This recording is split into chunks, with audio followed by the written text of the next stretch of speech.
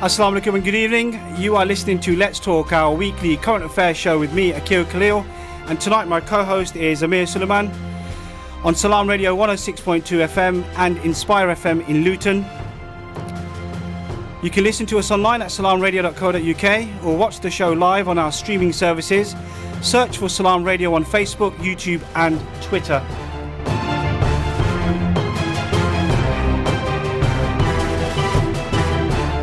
If you prefer mobile, please download and use our Salaam Radio app from the App Store or Google Play. Salaam Radio is always on air, 24/7, 365, uniting all communities.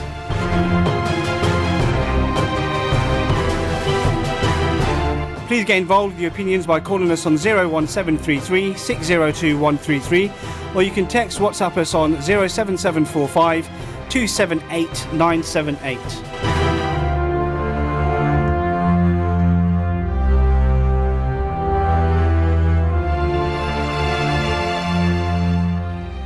Assalamu alaikum, brother. Wa alaikum assalam. Welcome to your original show. Well, yeah. It's weird saying it's weird hearing that, actually. It's weird it's weird seeing you on the other side of the mic, actually. But it's great to be here. Thanks for having me on, bro. The pleasure's all ours, actually. I'm sure the listeners are going to be enjoying your dulcet tones tonight. Inshallah. Have you had a good week? I have had a good week. Busy week, mad week. Isn't it always, though? Yeah, I mean, do you know what? Everything seems like a distant memory. We're about to go into March. 2018 is just going way too quickly. It's crazy. And it's spring's supposed to be around the corner, but we've got snow next week, so I don't know what that's all about. Oh my God. It's crazy. Yeah, that's right. It's going to be, listeners, especially our local listeners, it's going to be a very, very... Incidentally, actually, when I got into my car to come to the studio, there was frost on my roof already. Really? So I was thinking, it's going to be a cold weekend and cold next week, so I'm starting to think about changing some of my plans rather than driving all the way to Cornwall. Oh my days, yeah, you need to do that. Well, let's get on with the show then, brother. It's some sad news, actually. It's a sad story, but unfortunately, it's nothing unusual anymore. Last year, 2017, I sat here, did multiple shows about terrorist attacks around the world, and there was a very prominent feature amongst them, and that was school shootings, especially in the United States of America. Yeah. And once again, we are sat here discussing another massacre. And the question really is, when is America going to admit that it's got a gun problem? The thing is, everyone knows they've got a gun problem. And I personally don't think they will ever admit it, certainly in the current administration.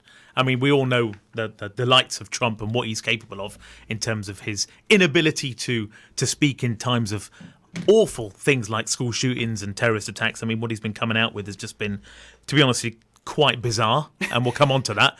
But yeah, I mean, I don't think there's any chance of America admitting that they've actually got a gun problem, and let alone that, but how they're even beginning to contemplate how to solve that problem. Absolutely. I mean, off air, before we get into this, I was saying to you, I was speaking to some of my American friends, and, it's a cultural thing there. Yeah. Here we have people talk about, going to the scouts or and so on and so forth, taking their children camping and learning all kinds of different life skills, etc. from a young age. But in America, one of the most common and popular certain things to do is to take your child to a gun range, show them how to use, initially they'll be shown how to use handguns. Wow. Or they're taken on hunting missions where they will shoot wild animals using rifles and so on and so forth. So from a very, very young age, they're accustomed to not just seeing guns or seeing guns or actually seeing arsenals in their parents' houses.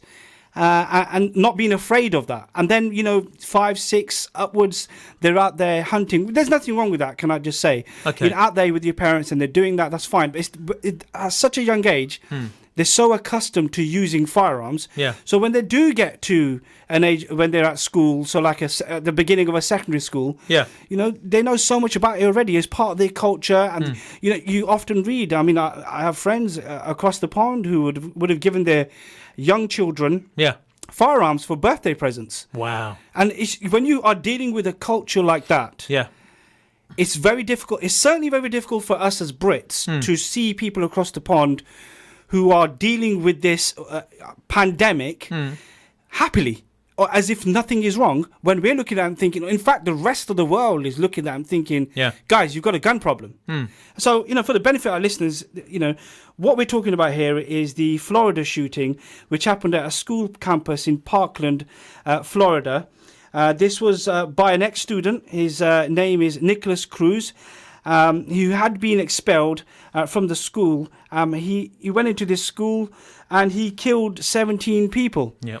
It's just, it's jaw-dropping just listening to this, and you can't help but start thinking about, and again, I'm talking about America, you start thinking about Sandy Hook, when Obama was in the administration, when all those very young children were killed and adults were killed, Columbine. You think of these things, so now, you have Parkland, which is in your head now, is now right up there with them. This is, for the benefit of our listeners, this is a wealthy part of America. Right. Okay? So this is now sitting alongside Sandy Hook and Columbine. Yet, once this happened, and obviously, and the other thing as well is, that's really important to stress here as well, is when this happened, just before it happened, actually, there was a fire drill in the school. Yeah. And the children initially thought, it's another fire drill. Right. But it soon became apparent this is not what was going on. Exactly. He went room to room, as if he was trained. Yeah. Room to room, indiscriminately just firing this weapon, and this weapon is an AR-15. This is an automatic firearm. And he's 19 years old. And the shocking thing about this is he bought it legally, brother. It's unbelievable. It is unbelievable. What's even more shocking, I'm sure we're going to come on to this, but I just can't help but mention it now, is just how many warning signs he was displaying, and that those were reported to the Sheriff's Department and the FBI, etc. And they had so many chances to potentially recognise the dangerous elements this guy was displaying, the awful behaviour, the inclinations he had. Yeah. And this could have been avoided. Yeah. This could have been so easy. Compare it to other school shootings where perhaps it wasn't so avoidable. But this one, correct me if I'm wrong, this could have been avoided. Yeah, I mean, obviously they're talking about, how he had he'd gone online and he mentioned about, shooting people in schools. Yeah. And he had a YouTube account and so on and so forth. I mean, where would law enforcement, where would FBI draw the line where someone's actually just posting? My question to this is, how can the FBI figure out whether this is a troll? Right. Or is somebody's actually going to do something? Is there enough resources for them to be able to do something? That's a very good question, but then just look at how many, I think it was 18 or 17 or 18 people reported, it might have even been the early 20s, reported concerns about him as an individual. Yeah. Now, if that many people are reporting the same or similar concerns, that is enough to get a resource involved and look at this seriously, right? Yeah. But that's my point. Well, let's pick that up then. So the FBI did disclose that they had been informed in September that the YouTube, and this is the irony of it all, he didn't even change his name. No. I mean, he kept the same alias, Nicholas Cruz, his actual name. He'd expressed a desire to become a, and I quote, professional school shooter, unquote. Yeah. And you know what? At the time, the Bureau said they could not further identify the person who made the comment, so they let it go. Okay, but here's the thing. There was images posted on Cruz's social media accounts appeared to show that the teenager was holding weapons. Now, I found this bit disturbing. Yeah. Displaying weapons on the bed and wearing a cap embezzled with "Make America Great Again." Now, that's the Trump 2016 election campaign slogan. Right. What's happened since then is, obviously, this guy's gone in. In fact, actually, before I get to that, I'll tell you something else disturbing, which in my research that I found. What he did immediately after he had used this firearm is that he went to Walmart. So he's discharged the firearm. Yep. He's then gone to Walmart, purchased a drink at a Subway restaurant. Yeah. Then he went to a McDonald's, and then 40 minutes later he was arrested there. And okay, so we've got all these facts, and what I'm struggling with here, brother, is everybody. Well, certainly the establishment and President Trump is saying this guy was a sick individual. Right. Which I get that sort of, because you have to be a little bit twisted in the mind to go and want to kill people. Of course. But they're saying he's got a mental health problem and this is the reason why he did it and so on and so forth. But what I'm struggling with here is, if that was the case, if he did have mental health issues, and you were talking about the posting all those incendiary comments. Sure. Why didn't anybody report that he may have a mental health issue? Well, that should have been picked up also, right? It's not up to the individual reporting it to pick up that he may have a mental health issue. Yeah, of course, yeah. It should be the authorities that would That's pick right. up on that. Yeah, that's right. I'm just struggling with the whole thing. I mean, now when we think about what's happened at this school in particular, Yeah. You can't help but feel, and I look at some numbers. Right. 97 children have been killed and 126 injured in mass shootings in schools since 1989. Wow. Now, this data that I have is focused on public mass shootings in which the motive appeared to be indiscriminate killing. Perpetrators who died or were wounded during the attack are not included in the victim counts. That's still a staggering number. It's huge. We're talking about 1989 Stockton schoolyard shooting. Yeah. 1992 Lyndhurst High School shooting, and then it goes on. Obviously, we know about the infamous ones. We have the Amish school in 2006. Yeah. But then the more recent ones, 2012 Sandy Hook, 2014 was after that Marysville Pluck High School, and then we've got this one. There's a pattern here. I just can't accept this. I'm struggling to accept that the people who do this, they can't all have mental health problems. No, they can't. They can't. For me, this particular one was a terrorist attack. Yeah, I agree with you. That's how I see it. And I was having this conversation with somebody, and I said, if this person was black, Yeah. or if this person had a Muslim-sounding name, course. we would not be describing this situation as a mental health issue. No, of course not. It's the same old thing, isn't it? We've talked about this so many times on this show, and you and Brother Hamid have talked about it till you're blue in the face. And sadly, that whenever there is an attack, even the guy who murdered poor Joe Cox, he was a terrorist. Yeah. But, again, mental health issues, etc. We're going to keep having this, and I can't see any way forward beyond it, sadly. But one thing I'm reminded of is, we had a shooting in this country, Dunblane. Mm-hmm. You remember that? Yeah, I can't do. remember what year it was. It was years ago. Yep. But laws were changed as a result of that. I can't remember specifically what laws were changed, but something around the use of handguns, I think, or the owning of handguns. I can't remember what it was. So forgive me, listeners, for not knowing the exact law change on that. But something was done immediately, soon after, as a result of the Dunblane massacre. But nothing seems to make the Americans want to follow suit. No. And one of the reasons for that, brother, is the Second Amendment. Of course, the right to bear bear arms. And the issue with that is that I feel I've gleaned this from the stock of American friends I have from all over America. So there's not just one particular state. Sure. It's almost religious to them. Yeah. That's how much they believe in all of the amendments. And this is America-wide. Yes. So you're not talking about like the South and all No, stuff. no. It's America-wide. Wow. The Second Amendment. I mean, obviously, if you talk about the victims, they won't be looking at this like that. They'll be happily giving up their weapons to be in a more safer environment. Right. But the others aren't. They're like, well, hold on a minute. You have the age-old adage, don't you, about guns don't kill people, people do. Yeah. Well, I'm sorry. If the guns weren't available, they wouldn't use the gun. Of course. I just don't get that logic. I don't get that logic. I just think it's too easy. And then you got the speech made yesterday by the NRA leader, the National Rifle Association, and he's talking about people are trying to politicize this issue. I mean, how dare you? No.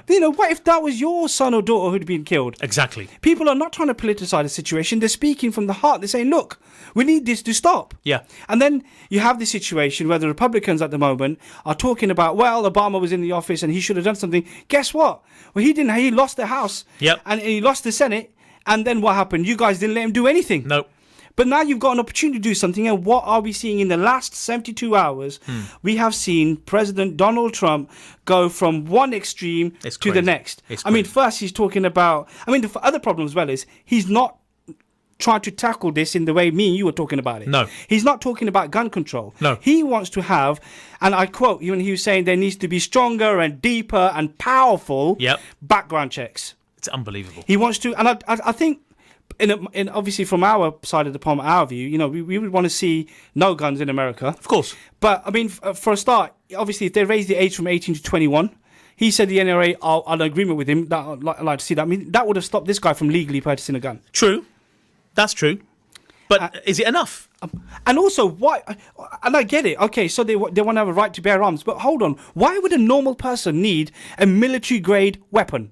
They wouldn't. There's no logic behind that at all that I can come to in my mind that will satisfy me as to why somebody of that age, regardless of the age, why they would need that. Just to make sense, it's illogical. And then, this is just, it's just beyond belief. I said this to Brother Hamid last year as well. Yeah. President Donald Trump is beyond parody now. He is. Honestly. He's gone way over the line. It's just way over the line. I mean, he's talking about training teachers. Right? Training teachers to be armed, having concealed weapons upon their person. Yep. So that you'd have, and I quote, gun adept teachers or coaches would solve the problem instantly. He said he would have walked in, the teacher would have gone bang, bang, it would have been over. Right. This is the president of America. He's called it a teaching force. What is this? And the thing is, when I was listening to the rambling speech and the ridiculous rhetoric he was spewing, he was talking about employing not Royal Marines,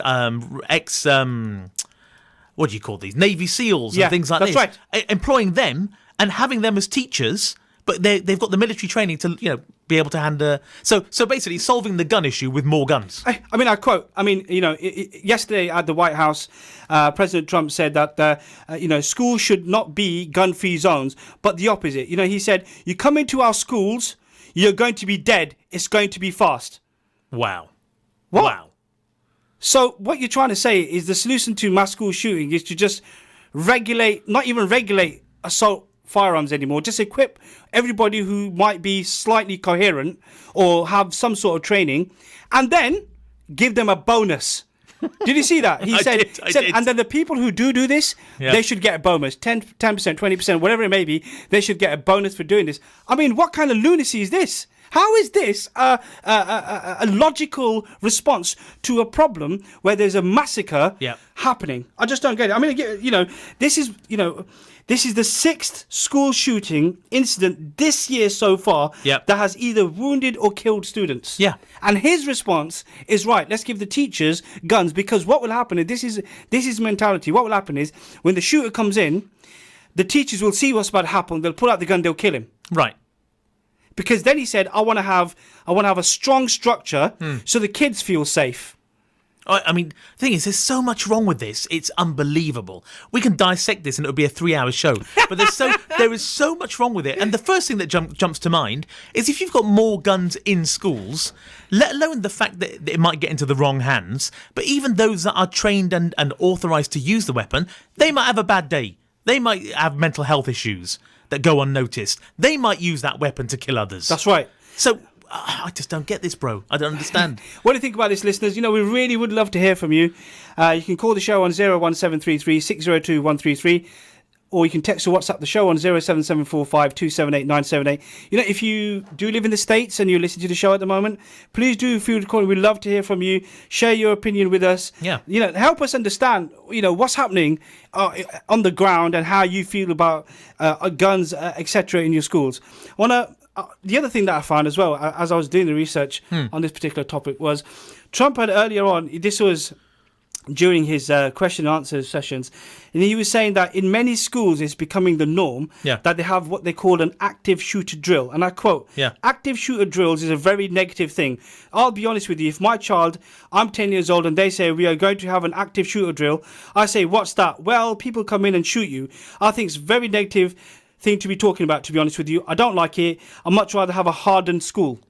So instead of saying, right, if there was some sort of attack on the school, so the teacher and the children would know where to hide, to lock the door, to certain hand signals, how to evacuate the building. No, let's not train anybody to do that. Let's just give them guns. Look, I can't get over it. Part of me doesn't want to waste any more breath on this ridiculous notion. To be honest, it's bizarre. One thing that I'm conscious of the time as well, but one thing that really did, it's come out in the press today, hasn't it? It's the fact that there was a Sheriff Peterson, I think his name was. Yes, that's right. Who was outside for 4 minutes, didn't go in and try and apprehend the what's his name, Cruz. Yes, he didn't apprehend him. So, and I think Donald Trump put it as he did a bad job. Well, no, he was calling him a coward earlier. It was calling him a coward, was he? He named him. He called him a coward. Yeah. But you know what? Surely that now really, really has. I mean, who's going to believe his new policy now? So you've got a guy. Exactly right. I think it was the last 10 years or so he's been at this school, by the way, this guy. Okay. And so he's trained.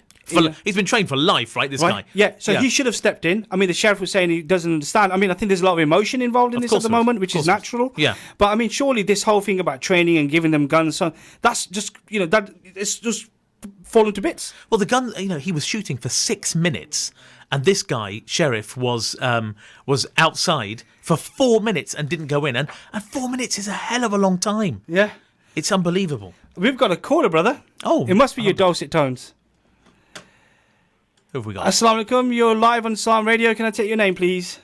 Assalamu alaikum, brother Akeel and brother Amir. It is your very own sister, Dr. Shabina. How are you? Alhamdulillah. Good, thanks, sister. How are you? I'm fine, alhamdulillah. Now, I'm sat doing some work, and I can never help myself from calling in and talking to you about these pertinent topics. I always try to hold myself back and think, oh, goodness, people are going to be really tired of hearing my voice. But not at all. Oh, thank you very much. That's very kind. But on this particular issue, I again feel very passionate. I just wanted to let your listeners know that I have worked as a GP in Scotland in the area of Dunblane in the early 2012, actually 2012 to 2013. And I just like to make people aware of the after effects of things like gun massacres. And some of the listeners may be aware that I think it was the early 1980s or the late 70s, can't remember, please correct me, but a massacre took place before gun laws were introduced, and a person with mental health problems stormed into a school and massacred up to 16 children and their teacher. And I'd just like to say that I have seen patients who are suffering from post-traumatic stress disorder, depression, either being indirectly or directly affected by what happened all those years ago, and are still on medications, etc. And we talk about things like weapons of mass destruction, brothers.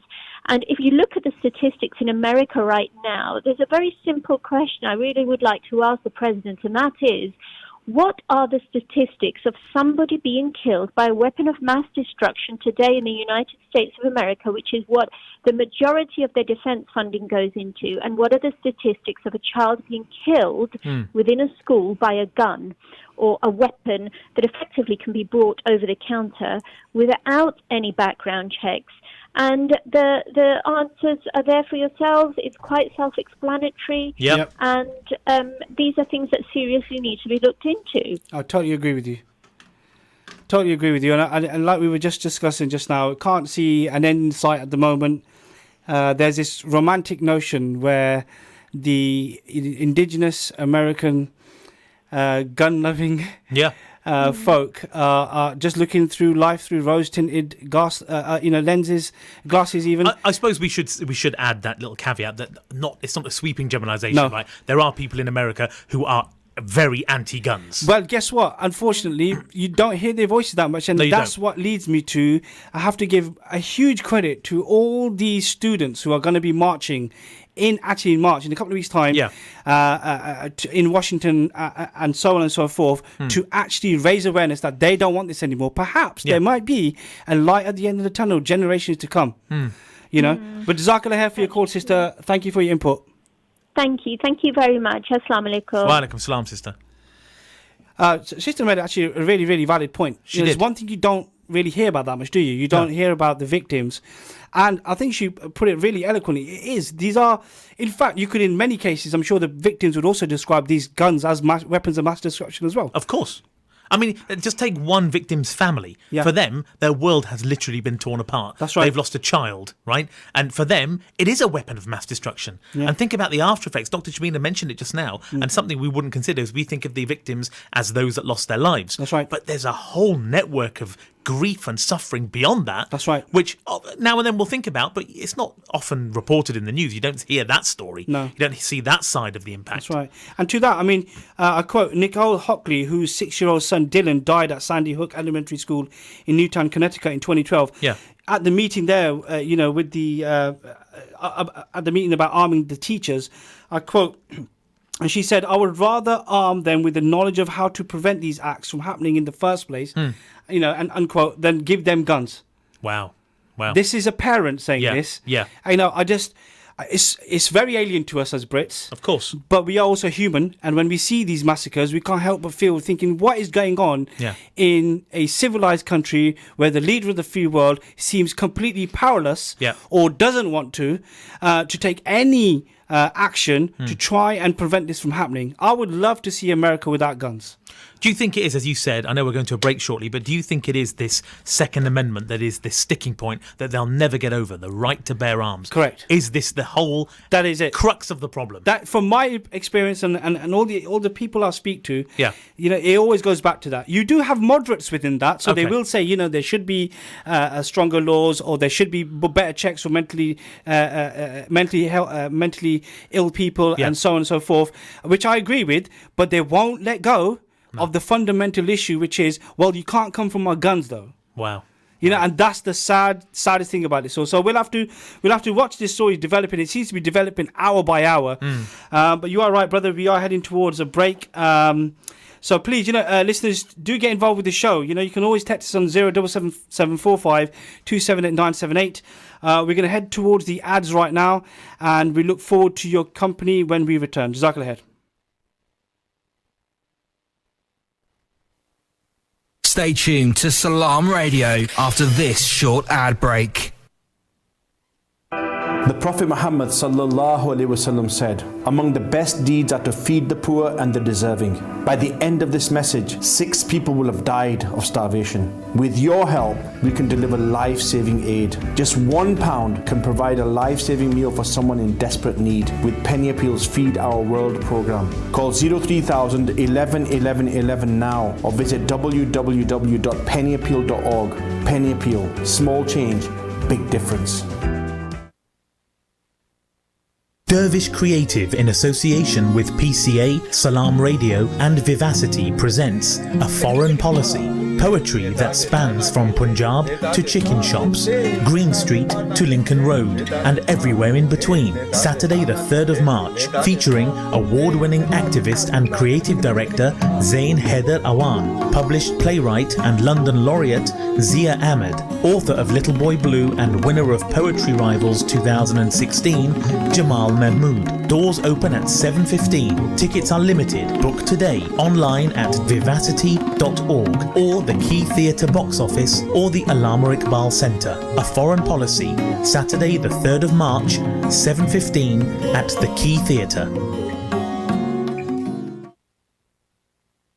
Feel like some great tasting chicken tonight? Great meal deals, wraps, burgers and sides. We've got it all at Chicken Palace. Call and collect at 302 Lincoln Road on 01733 702 447 or 8 Park Road on 01733 343750. Chicken Palace, open 11am till late.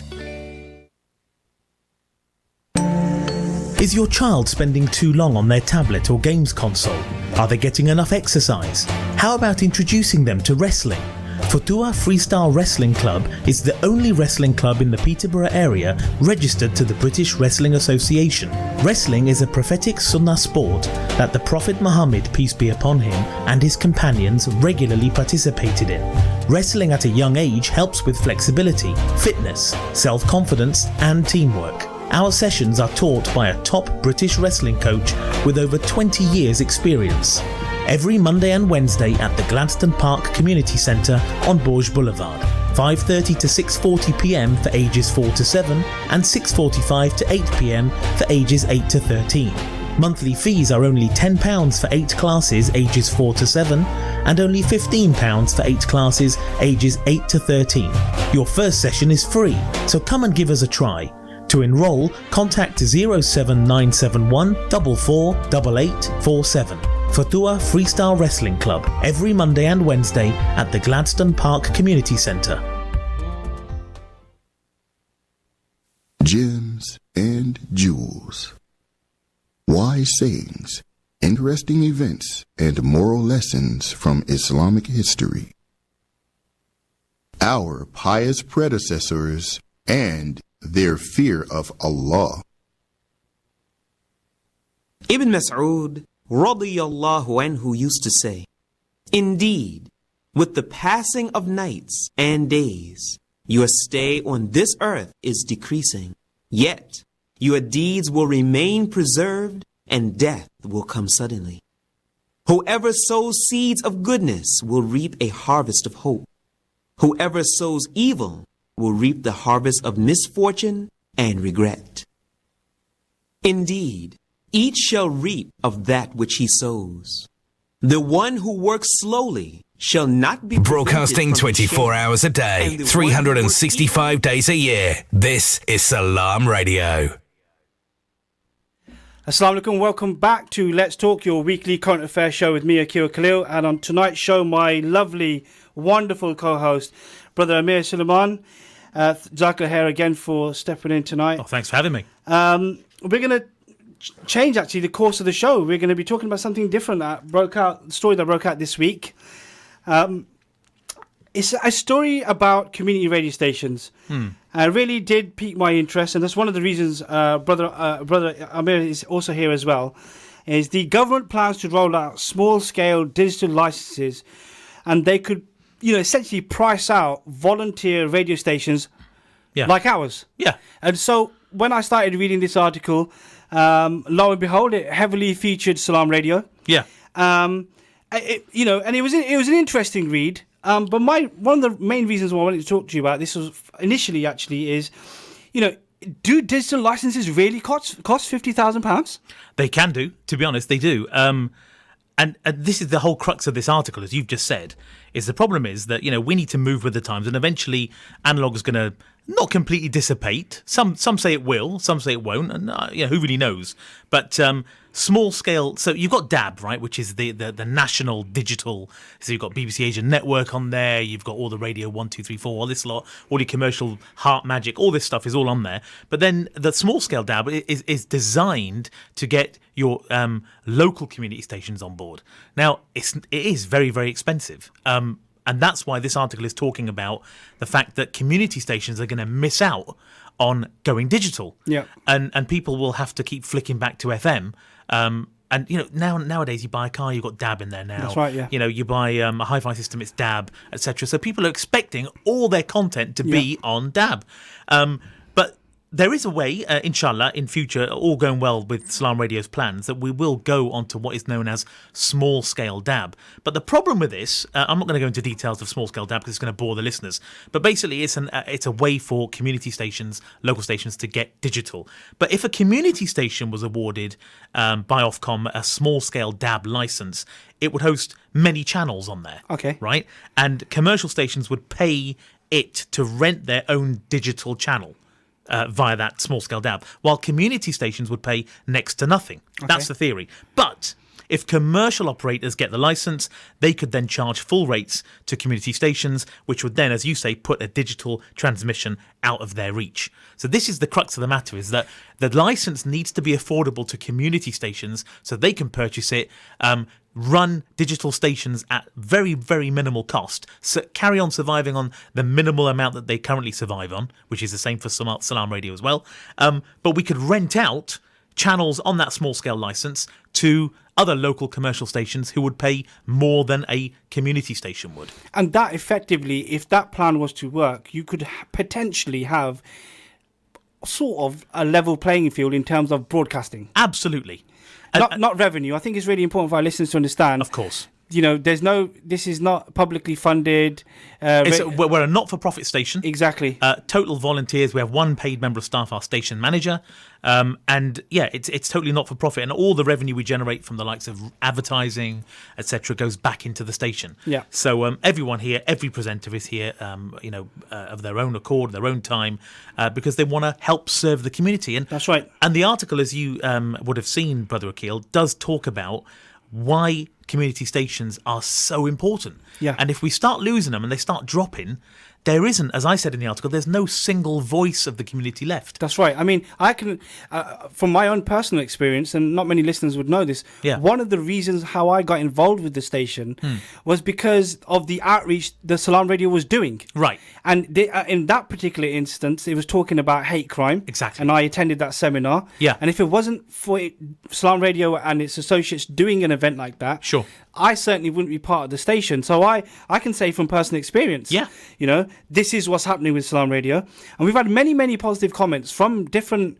people of different backgrounds, and professional backgrounds, etc., who've all said Salaam Radio, within its very short, 2 years, less than 2 years, less than 2 years, has done remarkable work. Is one of the things that I can say from my personal experience is it's opened up a dialogue, a discourse about so many different things, which normally you wouldn't find, or if you did see, it was just friends discussing something on a social network, but allowing people to talk, the Joe Blogs of the world having a chat with a professional person and airing their opinions, or in this case, when they're talking about this particular article, you were party to a meeting where you had the English Defence League and yourselves, a chairman of a local masjid, at this meeting, and so many views were aired and so many corrections were made. Absolutely. I mean, if it wasn't for the station or the ethos of what it's trying to do, it wouldn't happen. Then everybody would just be sticking to the whole, let's get our news and facts, and I put that in inverted commas, from social media. Sure. And I think this is doing phenomenal work. And when I read an article like this, I can't help but feel, you know what? Why is this even is a discussion about, having the small scale DAB license? This should happen. Because the communities, ministers and so on and so forth, they've all have come out and said, how important these radio stations are. They really are, bro. And there's a bigger picture here because, we're talking about Salaam Radio, and of course our sister station, as we like to call them, is Inspire FM. They've been going 20 years now. We've learned a lot from them, and I know our Luton listeners are listening, and always give salam to our Luton listeners for tuning in. But there are, as the article states, there are 255 community radio stations across the UK. It's not a huge number, actually. No, it isn't. It really isn't. But the work that these stations are doing collectively, some more than others, to be honest, because there are, without naming names, and I'm talking locally, but there are some community stations that have a community license but don't operate as a community station. Okay. In other words, they're not really serving the community. They're not doing a service as such. They're acting more or less as a commercial station. And this is happening all over the country as well. I see. So, if you have a community license from Ofcom, you should be acting as a community radio station, which means outreach, which means programming that will cater to all. Just recently, we've, sorry to big up Salaam Radio again, but we just started this week Reverend Adrian Holdstock, our first non-Muslim presenter, hosting a 6-part series called Community Matters. So, fantastic. And we're trying to grow this type of show because this is for the wider community, but it's just the work that goes in. It looks easy, but it really isn't, because a lot of effort that goes in to make events, Salaam Radio events, the summer festival, etc. And back to the point you were making, Brother Akeel, you made this really strong point that without it, you'd be just talking about these issues with your mates or whatever. You might be lucky and see an event, a group of people organise an event to cover a taboo subject of maybe domestic violence or something, and you'll go along and you'll attend, and you'll think, that was great, and then there'll be very little happening after that. But I like to see Salaam Radio as not just a station, but a platform which facilitates dialogue within the community, which is what a community station should be. But also just helping to get events into the spotlight and into the faces of people. So, with Peterborough City Council, we did a domestic violence seminar with our very own Dr. Shabina speaking there, and Sheikh Mahmood was also speaking about domestic violence in the community, the Muslim community. And, we've done a few hate crime events, and all these things go a long way. They do.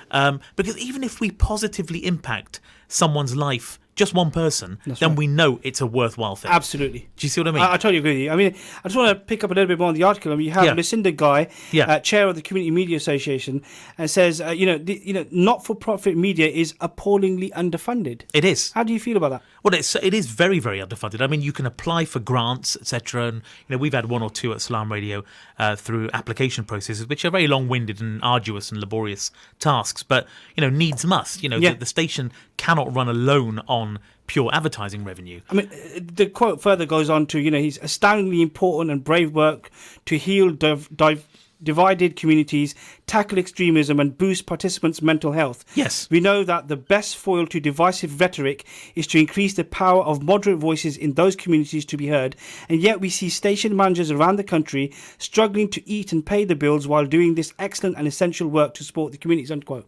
See, now when I read that quote, I think to myself, this needs serious proactive support. It does. Now, we're not necessarily saying we need resources directly from the state, because then you could be open to the accusation, well, this is a state-funded community station. Yeah. But when it comes to this licensing, this is a no-brainer. I don't know what you're thinking, listeners, but this station's been going for nearly 2 years. I'm sure you all have different opinions. We would love to listen to them. Any experience, especially with Salaam Radio, you've had over the last 2 years, how you feel it may have impacted your lives. Please call the station on 01733 602 133, or you can text WhatsApp us on 07745 278 978. Who better to answer your questions tonight than the legendary brother Amir Suleman? Oh, come on. And you've been part of this from the get-go. So actually, not from the very get-go. Just to let listeners know, so it was a team of other individuals. Brother Faisal Mahmood is one of them. Brother Muzaffar Hussain, Brother Ansar Ali, and a few others got together and decided that they would make an application to Ofcom. This was way before I got involved with the station. Once the Ofcom had granted the license, that's when I got approached. They would like to get involved. Oh, I see. Okay. So just to make that clear. Yeah. This has had the station itself. I mean, I think it's invaluable. Yeah. It really is, because a lot of people don't know this, and I'm sure some of our regular listeners will know there are so many different shows that I think we're in excess of 30 individual presenters. Yes. Who have different topics that we talk about. We cater for so many different things. But I just want to stress, it's not just Salaam Radio. There are obviously other community radio stations as well, including our sister station around the UK. And I can't help but feel, this is if people are worried about certain communities not integrating, or there's crimes happening, and there's finger and blame and so on and so forth. Well, guess what? You're going to need to allow this discourse to take place, of course, for people to feel like they're part of the fabric of this society. Yeah. So one thing that a lot of community radio stations do, and they're very proud of, and Salaam Radio is no exception, is bringing communities together. So, it is still early days. We realise it is still early days, and I can only really speak expertly about Salaam Radio because that's what we're involved in. But this is what I'm saying is applicable to other community stations as well. And bringing communities together is not just the diversity within the different schools of thought in the Muslim community, but beyond that, I'm talking the wider community, bringing them together. None more so in an example than the Salaam Radio Summer Festival, where we literally saw... That was great. So many ethnicities and diversity within that crowd. You were there, and we were jointly hosting that day. It was great. But going back to the point, community radio, I think, has got so much more to give yet. And I think with the coming of digital, if community stations don't get on board with digital, or are unable to get on board because it's cost prohibitive, that will be a huge travesty. Because there'll be people listening to digital radio probably not realising that somewhere lurking still on FM there is a community station, because they're locked to digital. Yeah, that's right. So this is the issue we have, is that they need to know that we're here. But unfortunately, at a cost of around, as the article says, around £20,000, it could be dominated by commercial radio stations with very deep pockets, unless there are restrictions to prevent this. That has to happen. Yeah, I hope so. I'd find it completely illogical, counterproductive, if that doesn't happen.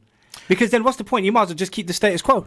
Well, this is the problem. This is the whole crux of the issue, isn't it? Is that unfortunately, what sometimes seems like a no-brainer and benefits the wider community is not often what makes money. And unfortunately, as we know, business decisions are often made about what can be, the best revenue generator. And, community radio isn't going to be that, unfortunately. But we've got to think differently.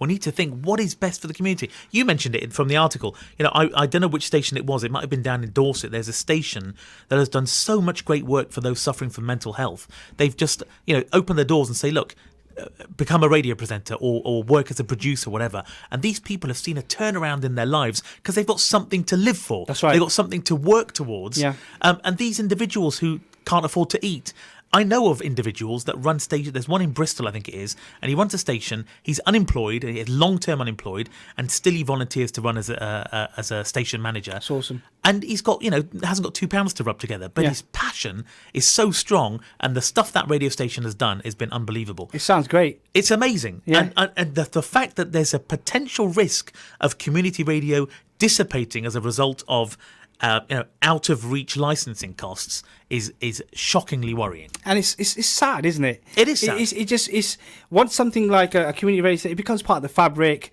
You start doing stuff. Think, okay, let's just see what these guys. It makes you feel part of all your neighbours, and everybody going, okay, you feel you're part of the community discourse. And unfortunately, it is a threat. And the other thing, as you were just articulating your point really well there, brother. was, this radio station and others like it. Yeah. When you do come onto it, you will start learning different type of skills that you didn't feel you had before. You do. Or you'll be nurturing others, and and so on. It's great. I mean, what I will say, and I'm going to plug it now. Do it. If you are interested in helping or presenting at Salaam Radio, you can always email the station at talent@salamradio.co.uk. We are open to new ideas, feedback, and so on and so forth. Yep. Please don't hesitate. Believe me when I say this, I never imagined doing something like this myself. Sure. And it is a great experience, and just like the rest of the community radio stations across Britain as well, there's going to be a team of great people who have got drive and passion to get not just their own voices heard, but the community voices heard, and keep people to account and honest of what's going on in their daily lives.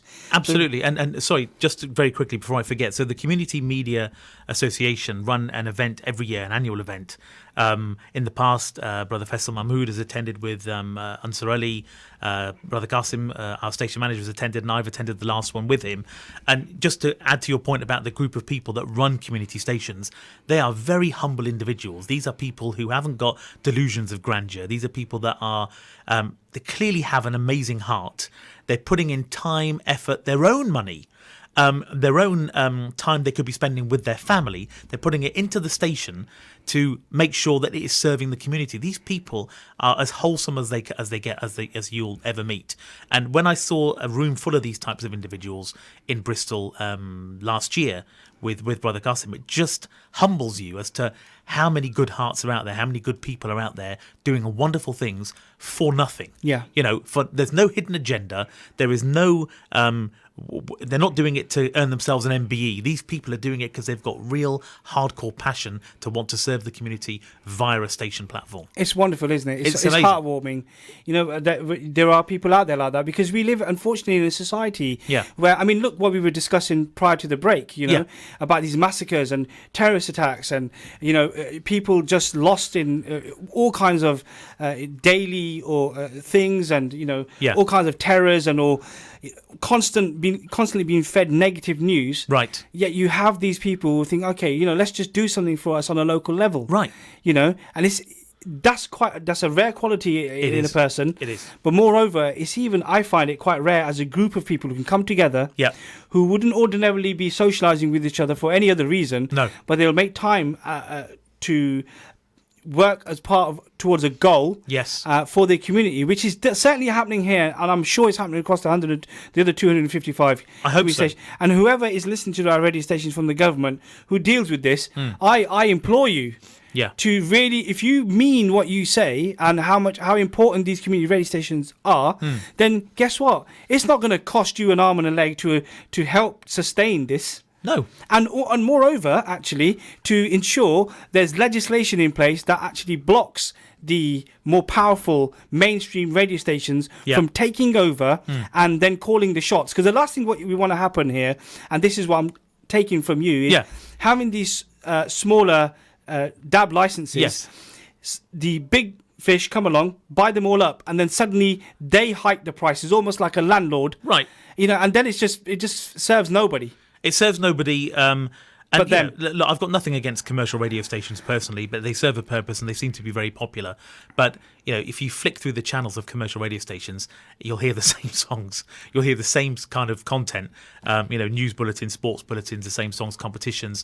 And that there are some differences. I'm not speaking about BBC broadcasting. I'm talking about the independent commercial stations.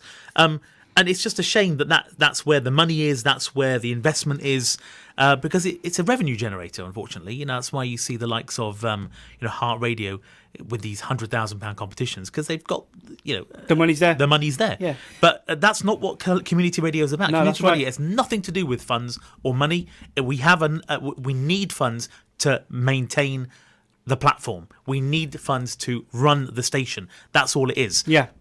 But it's all about what can the station give to the community. A community license, which is the name of the license, issued by Ofcom, if that station is granted a license and they're not using it to serve the community in any way, shape or form, frankly, they don't deserve the license.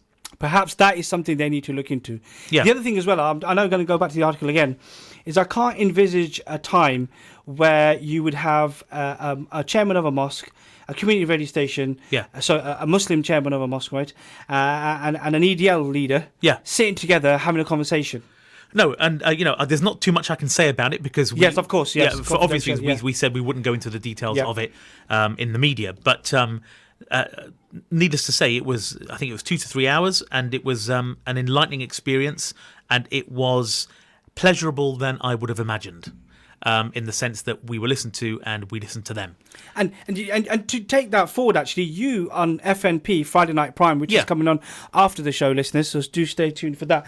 You have an ex-EDL member who does partake in some of your shows. Yeah, he's been a regular guest. This is Ivan Humble, and he won't mind me mentioning his name because he's been a strong supporter at our mosque and of the station. He does great work all over the country. He's been on many times. But, he's... but surely that just reinforces the point of having a community radio station. It does. So because now the masses, especially local people, could hear his voice, his opinion, his experience and think, okay... They're not all monsters. No, we can have this conversation. We've got more in common than what divides us. Surely that's true, and that's something Ivan says a lot. It's a common phrase, but he uses it a lot and to great effect because this guy really has been on the. Well, he won't mind me saying this. He's been on the dark side and he's come through, right? And he's seen the light as he knows. But he's just such a strong advocate for community work. He's been on many community stations all over the country. And if you're listening, Ivan, I just it goes without saying that we commend your work, and we'll always want to be working with you here at Salaam Radio because the message you've got is just so strong, and it just delivers a huge, overwhelming smack in the face to the negative connotations associated with our faith. And he's an amazing guy. Wow. And again, I just have to say hats off to you guys at the station. These, like I keep harking on about it, but it's important. We wouldn't have so many different shows, so many different conversations. Islam Radio goes to everything from sport to this to, medical shows, and then we also have, we also have our station manager who does a great job. Who's just been in my ear. Oh, is he ranting in your ear? Is he? So we give a bit. In fact, I'm gonna say this with great pleasure. I would like to give a shout out to Brother Qasim, who does wonderful work in ensuring that the station is running smoothly. And alhamdulillah, he's a great guy, and he without him, a lot of stuff wouldn't run on time for a start. Well, that's true. When he was in Pakistan for a month, we were struggling. We were. So mashallah, he's brilliant. He is, and you know what?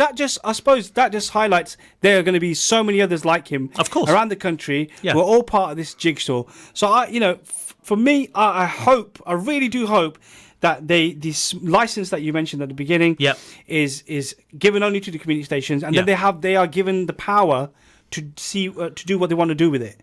That's what I hope. And I don't know if there's... Is there a timeline to this? Or not that I know of. I'm sure there must be some lobbying that can be done for this to go the way of the community way rather than the commercial way. So I choose you. Yeah, well, we choose us, to be honest. We choose us because community stations just do so much good work. And by the way, we haven't even spoken about the fundraising that the platform can help generate. Yeah, which it has. Yeah, we're not saying that it does the fundraising, but the platform's then without it, that fundraising couldn't occur. I totally agree with you. So, and over the 13, 14 months I've been on the show with the station, actually, that's what's happened. We've been an open door to many, many different organisations and charities and fundraising and so on and so forth. It's been great.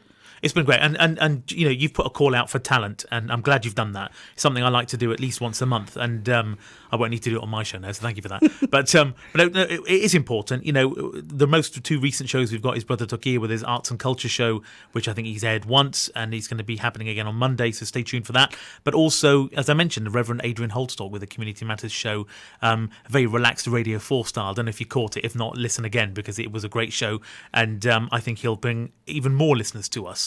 So, and we're also, we haven't had the talks yet, but we're going to talk to somebody from the Roma community about potentially doing a show. That would be great. And the other what I like about Salaam Radio especially is we're not an AM, we're not just an FM station. No. I mean, we broadcast on Twitter, YouTube, Facebook. Absolutely. So we are, fortunately, in the digital area, we're doing rather well, albeit we don't have that specific license. Right. But we're not we're certainly not shirking away from the future. No, we're not. I actually see us already as a digital station because of how many platforms we do broadcast on. SalaamRadio.co.uk, Mixcloud for Listen Again, all this stuff. But true digital is, of course, DAB. And that's where we want to be. And inshallah, with your du'as, listeners, we will get there. Yeah, absolutely. And keep supporting the station. I will give out that email address one more time, Please actually. Please do. So if any listeners who want to get involved with the station, if you have any ideas of your show, please email the station on talent@salaamradio.co.uk. We'd be more than happy to listen or read your ideas and see how that fits with our modus operandi. Yeah. And we're more than open to having a conversation. And it doesn't matter what background you may have or how old you may be. We are actually heading towards the end of the show already, and I just wanted to thank you for taking part with us tonight, brother. It's an absolute pleasure to have the original OG back in the building. Well, be careful. It's not original. This show was originally... Well, I can only go by what my experience is. Fair enough. You were here at the helm, and obviously we are... I'll say to myself, I wasn't going to say his name tonight, so I won't. I just want to give a shout-out to brother Imtiaz Ali and give a shout-out to brother Muzaffar as well. I'm sure they'll be back soon. Listeners, thank you very much for your company. I hope everybody has a great weekend. Up next, we have Friday Night Prime. What do you have next with you? Who do you have next with you? Zayn Awan and Zia Ahmed, two amazingly talented spoken word artists. Please stay tuned for that. Brother Amr with his dulcet tones. Jazakallah khair for your company. Have a wonderful weekend, and inshallah, I'll catch you next week. Salaam.